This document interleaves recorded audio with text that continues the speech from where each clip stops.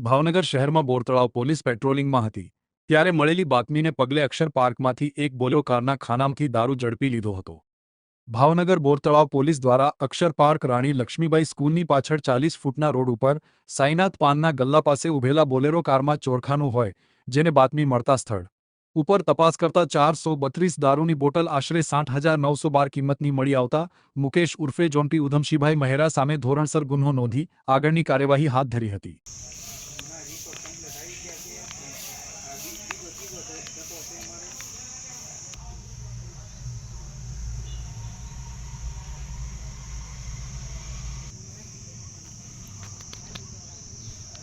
Hai. Follow.